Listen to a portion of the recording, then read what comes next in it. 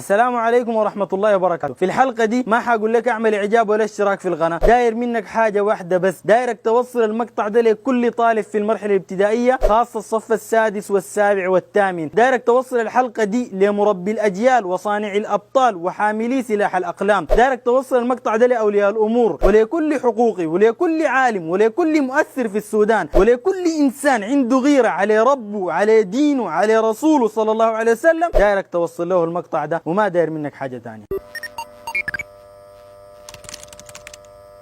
رغم أن الشعب السوداني رفض وجود القراية في منصبه ده، رغم أنه غالب الشعب السوداني أيد حملة إزالة القراية، حتى المعلمين تحت إمرته ما راضين به، رغم الكلام ده كله ما زالوا العلمانيين مصرين على أنه القراية يكون قاعد في منصبه، أنه القراية يغير المناهج دي أهم عندهم من تغيير الاقتصاد، أنه القراية يضيع عقيدة البلد دي أهم عندهم من تحسين أوضاع المواطن من توفير الدواء. الكلام ده خلى القراية بعين قوية يستند على كرسيه ويعمل الدار يعمله، بل يقول أنه أصلا ما في زول أولى منه بالمكان ده وهو أكثر إنسان يستحق المنصب ده. قلت أنا ما بعرف في السودان زول مؤهل أكثر مني، لو بتعرفوا وروني له عشان نتعلم منه. الغطرسة والكبرياء اللي قاعد يعمل فيه القراي ده خلاه يعمل جريمة ما حصلت على مستوى التاريخ السوداني من قبل، أنه القراي عدو للإسلام ما في شك في الكلام ده، أنه القراي عدو للقرآن وعنده رأي في القرآن ما في شك في الكلام ده، أنه القراي داري يغير دين الرسول عليه الصلاة والسلام في السودان ما في شك في الكلام ده. لكن تعال شوف معاي القراي عمل شنو في المناهج، حذف ودخل نقطة نقطة. شوف القراي حذف شنو ودخل شنو. خذ معاي على سبيل المثال كتاب القبس للصف الثامن، حذف الوحدة الأولى والوحدة الثالثة والوحدة السابعة والوحدة الثامنة والوحدة 13. يا ربي حذف الكلام ده لشنو؟ داري يقلل من نسبة القراءة عند الطالب؟ لا، كل الحاجات الحذفة دي إما هي حاجات تدعو للعقيدة الصحيحة أو حاجات تعظم القرآن أو حاجات تعظم اللغة العربية. الوحدة الأولى وهي أول وحدة في كتاب القبس بادية بآية كريمة تتكلم عن التوحيد وعن العقيدة الصحيحة شالها برا. الوحدة الثالثة تتكلم عن مسجد الحمراء وسقوط الأندلس وجروح فلسطين، تربط الطالب بالماضي بتاعه وبالجرائم اللي عملت الحملات الصليبية. حذف الوحدة كلها، حذف الوحدة السابعة كاملة لأنها تتكلم عن الحضارة الإسلامية ودورها في النهضة الأوروبية وعن خطبة أبي بكر الصديق. حذف الوحدة الثامنة كاملة لأنها تناولت علم من أعلام الثقافة الإسلامية والعربية الشيخ محمد نور حسن. حذف الوحدة 13 من كتاب القبس لأنها تتناول القرآن وكيفية جمع القرآن وتعرف الطالب كيف الصحابة جمعوا القرآن الكريم وحفظوه للناس في كتاب واحد. مشى لكتاب قواعد النحو للصف الثامن برضو، حذف من صفحة 53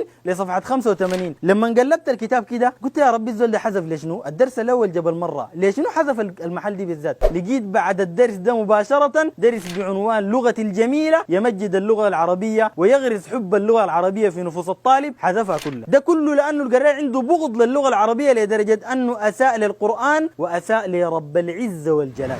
ليه القرآن جاب اللغة العربية؟ القرآن ما جاب اللغة العربية لأنه الله ما عربي عشان يتكلم بالعربي، لأنه الله ما عربي عشان يتكلم بالعربي.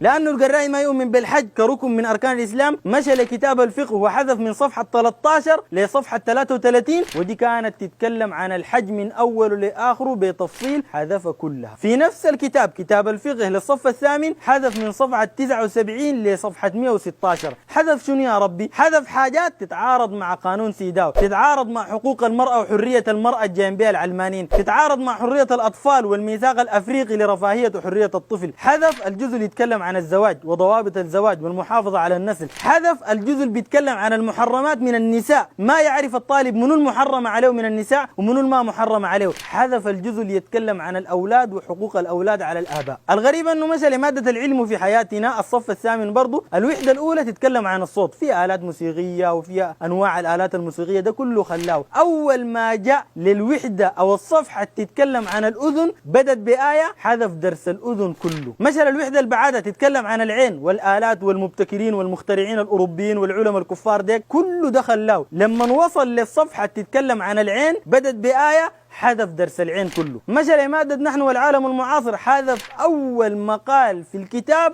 اللي هو بيتكلم عن الدولة الإسلامية والحملات الصليبية، الصراع اللي حصل بين الإسلام والصليبيين زمان، حذفوا كل جملة وتفصيلة. طبعا دي ما كل الحاجات الحذفها، أنا بخدت لك رابط تحت راجع الحاجات الحذفها مع الكتب، تلقى الكتب موجودة في الإنترنت، لو بحثتها تلقى أنه أي حاجة حذفها عندها علاقة بالدين الإسلامي. أنا لما لقيت أنه حذف حاجة في الإنجليزي قلت يا ربي الإنجليزي حذف فيه شنو؟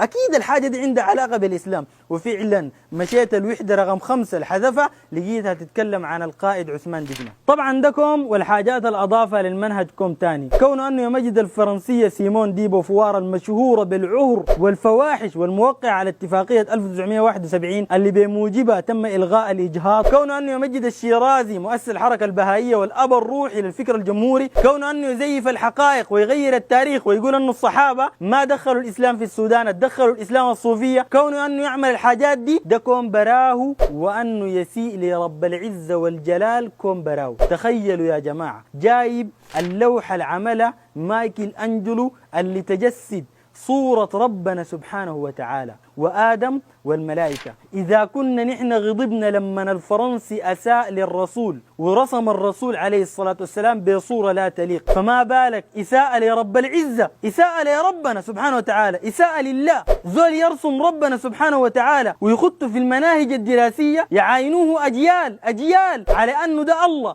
وده آدم وده الملائكة. إساءة لربنا سبحانه وتعالى، إساءة لربنا سبحانه وتعالى في المناهج السودانية، إساءة لربنا في مناهج تعلم لأجيال تطلع تعتقد أن الصورة دي صورة ربنا سبحانه وتعالى. والمصيبة أنه عاملة كشعار للنهضة الأوروبية، كشعار للنهضة الأوروبية. ده وين يا جماعة الكلام ده؟ وين الكلام؟ في دولة سودانية 99% منهم مسلمين ويعظم ربنا سبحانه وتعالى، يجي الجراي يجيب لهم صورة ربنا. الآن كان واحد جاب الرسومات الرسموها الجماعة دي في الرسول وخدتها لنا في منهج. رأيكم شنو يا سودانيين؟ رأيكم شنو يا مسلمين؟ هل حتسكتوا على الكلام ده؟ هل حتخلوا الكلام ده يمر زي كده؟ الجراي يجيب صورة ربنا، صورة ربنا، صورة ربنا سبحانه وتعالى يخدها لنا في المناهج عشان الطلاب كل صباح وكل مساء يشوفوها قدامهم في المناهج. إساءة لرب العزة والجلال، إساءة لرب العزة والجلال. والله الكلام ده أسوأ من الإساءة للرسول عليه الصلاة والسلام. كونك تجيب صورة لربنا سبحانه وتعالى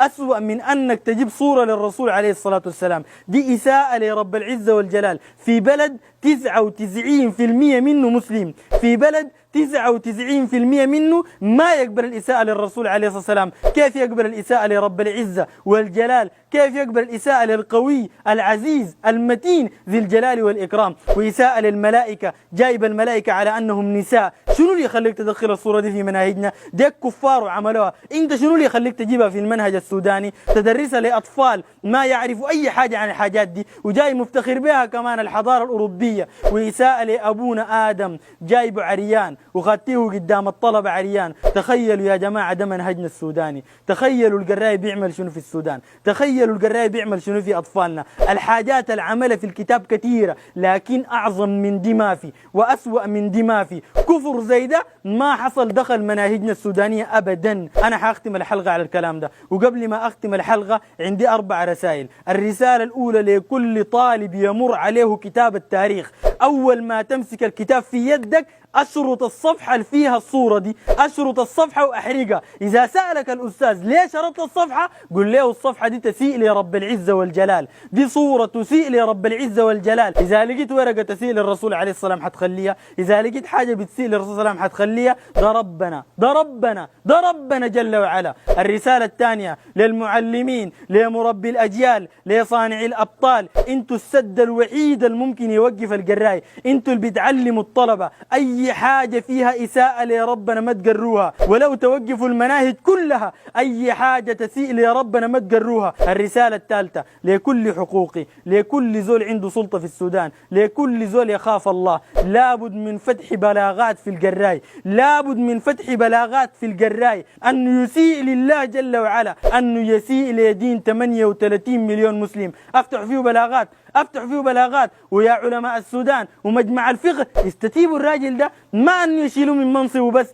يحاكم على الإساءات اللي بيسيء بها لرب العزة والجلال. الرسالة الرابعة والرسالة الأعظم والرسالة الأقوى نرفعها لرب العزة والجلال، نقول له اللهم انتقم من القراي، اللهم انتقم من القراي، اللهم انتقم من القراي، اللهم انتقم من القراي.